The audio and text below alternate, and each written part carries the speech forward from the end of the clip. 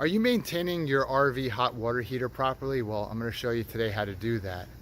This is Sean from Sean's DIY and Reviews. On this channel I do a lot of DIY around the house projects as well as electronics reviews, and we have an RV, so I'm going to do a lot of RV projects as well and create a folder for all those videos. So here we have our hot water heater, and I'm going to show you the different ways that you maintain your hot water heater. So let's get into it. There are two different types of hot water heaters. One essentially in your RV that's going to have just a plug here, which mine has. The other one has a rod, and so essentially on the inside of it, water sits there and it can corrode away.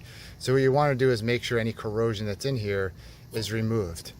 The one that has a rod is basically a self-sacrificing rod that goes in, and basically all the stuff that's in the water will attack this rod and eat that, and it prevents the hot water heater from getting eaten. This one doesn't have that, so in that case we're going to use this thing here. It's called tank rinser, and I'll put a link in the description below to where you can get one of these. And essentially we're going to open this up and we're going to rinse this tank out. So check this out. Prior to doing any of this, you want to make sure your hot water heater is shut off. You want to make sure that you drain the water. So under here is where my water is. I want to open the valve for the hot water heater, drain all the water out, which I've already done. And then you can take your relief valve as well, pull that up. Obviously no water coming out because I've already relieved all the water from here. So now I'll go ahead and take this guy off right here, this plug. So you can use an adjustable wrench, or in my case I'm using a pair of pliers, and just turn it counterclockwise to remove it. I'm using pliers because it's a little bit tight in here and I don't want my adjustable wrench. I'm having a little trouble with my adjustable wrench getting around this. I could remove this whole guard, but I'm not going to do that at the moment. So just go ahead and loosen this up counterclockwise. I hook this up to my hose, and there's a tight space here, so I'm going to put this in this way. So once that's in here, I'm going to turn this water on, and you're going to see how any sediment's going to come out over here. And just basically move this around, stirring up any sediment that's at the bottom of the tank here. So a couple pieces of, I'll go over here so you can kind of see a little bit better. See some black pieces of sediment coming out. And I'm just going to turn this around a little bit from side to side. And you can see those pieces coming out there. And so you want to agitate it as much as you can.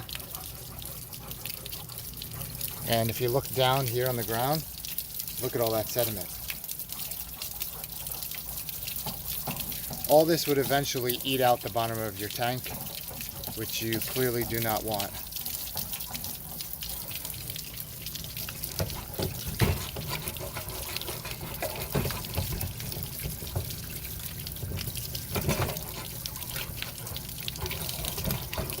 I'm going to turn it so the hose is facing up a little bit as well, but most of your sediment's going to be sitting right at the bottom. Wiggle it to the sides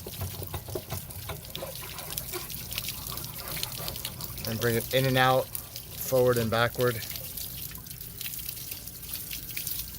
And you can see right here the sediment that I'm getting out of this tank. And there's more flowing over there, a little bit more over there. So there's a significant amount of sediment that I'm getting out of this tank. I left the drain on the bottom, the drain plug on the bottom open as well. And as you can see, some of it's going right there also. So this may never have been done, I don't know. I just got this RV and it's a 2001. I'm guessing at some point someone did this a number of years back, but it's probably been quite some time since that's happened.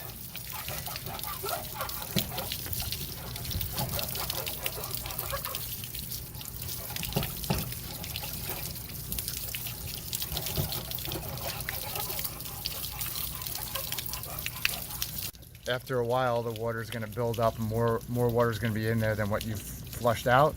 So let it just gurgle a little bit.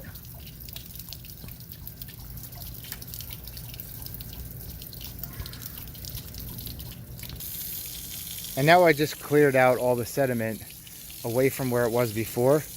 This way when I go back to do it a second time, I can tell if more sediment's built is still in there or not, because I'll be able to look down in this area. Put it back in for a second time.